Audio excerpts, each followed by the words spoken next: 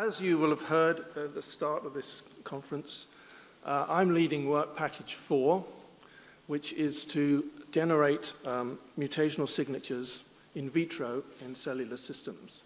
And as I explained yesterday, we started doing this work in induced pluripotent stem cells, and we have had some success with that, but we now wanted to take this into more sophisticated territory by using tissue organoids. So the scope of my talk is: what are organoids, why are we using them, how are we using them, and what do we hope to learn? So organoids are three-dimensional cultures. So we're now working in 3D, not in 2D, and that is generally considered to be a good thing. Organoids are tissue-specific adult stem cells that enable self-renewal of the culture. And they contain the differentiated cell types of the tissue epithelium. So we're looking at a mixed population now, not a single monoculture. And these have, to some extent, the architecture and function of the organs from which they have been derived. So we are working with normal tissue organoids derived from patient biopsies. We're not doing this ourselves. We're getting these in from the people who are generating them. We've got enough work growing them, let alone deriving them. And so we're not looking at either stem cell organoids or tumor organoids. So it's important to make that distinction. And these are grown in a gel, so in a three-dimensional matrix. And they form little cysts, what some people like to call mini organoids, mini organs, but to some extent that's not entirely what you get. So this is our overall strategy. We want to take a number of organoids from a number of different tissues, establish them in culture, importantly, make clones of them, so we have a clonal line to start with, and then along the bottom line, having confirmed they're clonal, treat them with the mutagen, and then grow them up, isolate single-cell clones again, in order to grow these up to insufficient numbers for mutational signatures to be derived at Sanger. So I'll come back to this business about cloning, the second cloning, because we have some ideas on that. So, just run through some of the organoids that we're currently interested and have been working with. So first of all, gastric organoids. These are a mixed population. They contain the cells, mixture of cells, as you can see in the bottom left here, at least 4 different types here. And they form these. This is what they look like under the microscope. And they grow quite readily. They're easy to passage and to seed. We're finding proliferation rate is about 3 to 4-fold per week. And we're finding that we can passage them indefinitely. Now, many claims have been made for organoids that they grow forever. This is not exactly true, but we're finding in the case of gastric organoids that we have sufficient longevity and growth for us to work with them. Next, liver organoids. These are undifferentiated, and the organoids consist of LGR5 plus stem cells and bile duct cells. We find, however, that growth slows with increasing passage number, and we seldom can get them to go beyond passage 15. So this is something of a restriction here. Now, they don't contain hepatocytes until you differentiate them. That's pretty easy to do. Having done that, they will express cytochrome P450s, which is the metabolic system that we're interested in having, which we didn't have in the iPS cells. But this is at the expense of the stem cell population, so further growth does not occur. So again, we can't proliferate them once we've turned them into hepatocytes and differentiated them. And then we have pancreatic organoids. Again, these consist of the stem cells and pancreatic duct cells, which express this progenitor marker PDX1, and you can see that stained here. This is taken from the literature.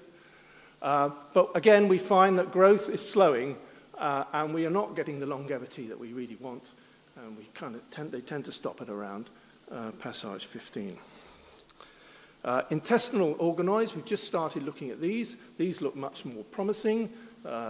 As far as we can tell, they have persistent self-renewal. It's claimed this goes beyond 6 months, and we're certainly finding that they do grow for a good long time.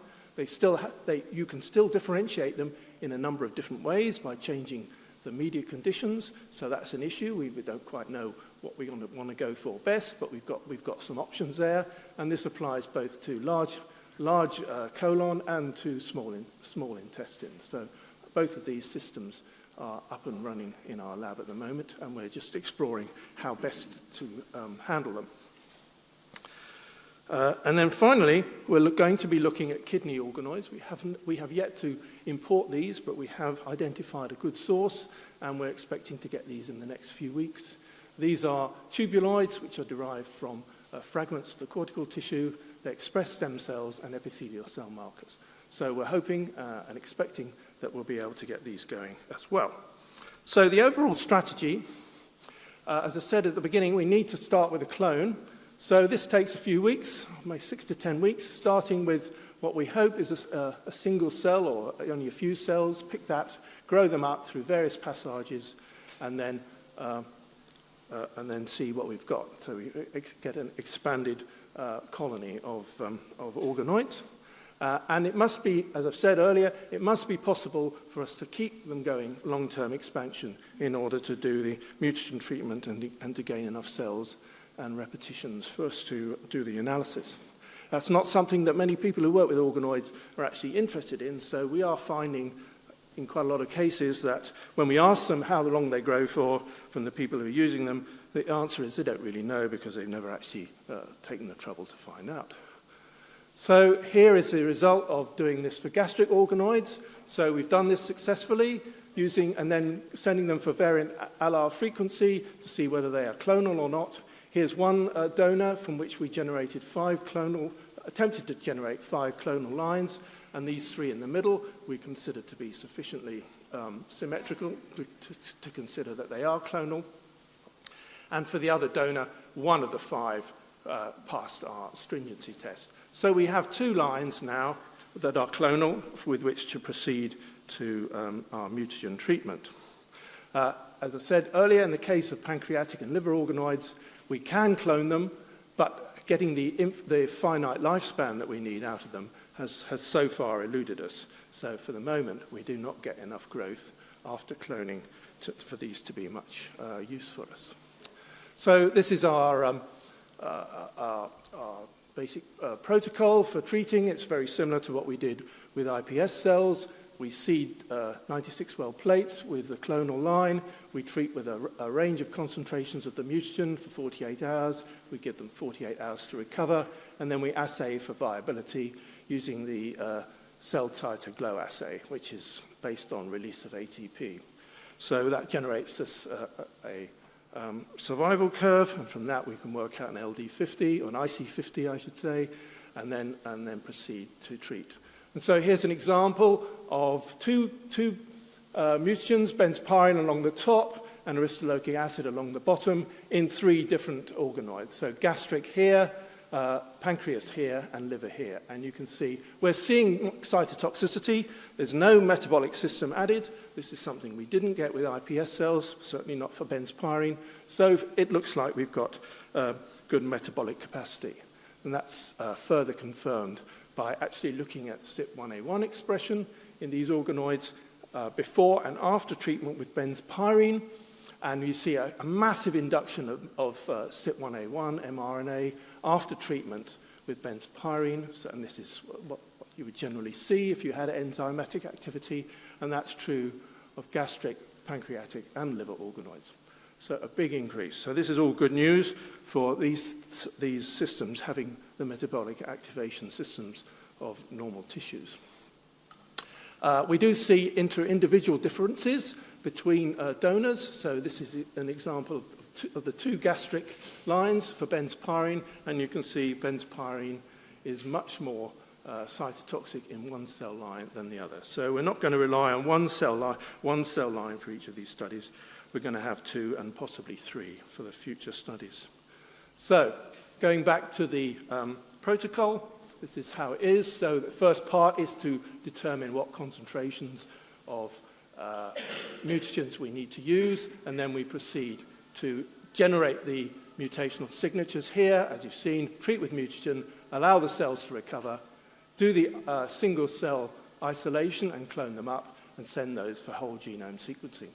But at the moment, we're hoping we can perhaps avoid all this second round of cloning by seeing if duplex sequencing will allow us to work with mixed populations. We're hopeful that this is the case, and we're just waiting for Sanger to give us some results from some pilot studies that we've sent them. All being well, we will then therefore be able to proceed much faster by simply doing this step here and avoiding the several weeks of cloning that's required. In the meantime, we have initiated what you might call a pilot study to generate mutational signatures for a range of compounds, and we've selected chemotherapeutic agents here. We've got 20 of them as listed here with different mechanisms of action. We're testing these already in the 2 clonal gastric organoid lines, and we intend also to test them in at least 2 clonal intestinal organoids once we have those clones established. Interesting, a number of these compounds, we already have signatures for them in the iPS cell system, so we've got something to compare with there. And also interesting to see what happens with temozolomide, which you'll recall gave us the anomalous signature. So, in summary, many claims have been made for the versatility and longevity of human organoids, and it may be that a few of these claims actually turn out to be true. We have already established that the organoids that we've looked at have the capacity to metabolize mutagens. That's a capacity which was lacking in iPS cells and is lacking in many cell lines. So at present, I think the gastric and intestinal organoids are a better prospect for our future studies. As far as pancreatic and liver organoids are concerned, we're not at all sure that we can really proceed with those. But I think our ultimate aim is to generate mutational signatures in a battery, if battery is the right word, of maybe 4 different tissue organoids, gastric, colon, small intestine, and kidney, that are derived from the different human tissues. The whole purpose of this being to see, are mutational signatures tissue-dependent, or are they universal? So finally, just to say, this is a thanks to my team at King's, all listed here. Everyone's here, of course, except Ellie, and to thank Cancer Research UK and the Mutagraphs project for the funding. Thank you for your attention.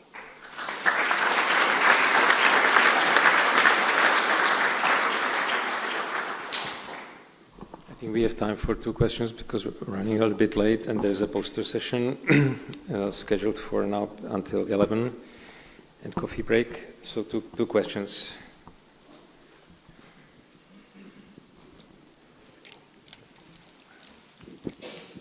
So, good morning. Thank you for the wonderful presentation. So, what about esophageal organoids? Are we moving forward as well from esophagus?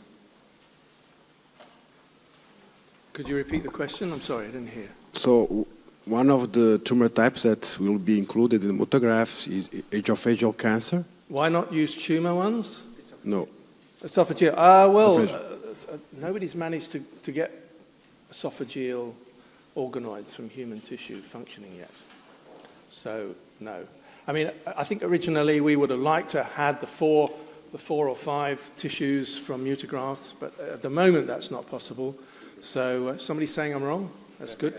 What? Rebecca presented it. From normal tissue? Yeah, we have some. Okay, I'll be seeing you later. Thank you. Okay, good. This is one way of finding out what's out there. Thank you, yes. Anybody else know anything that I don't know? That would be great, yeah.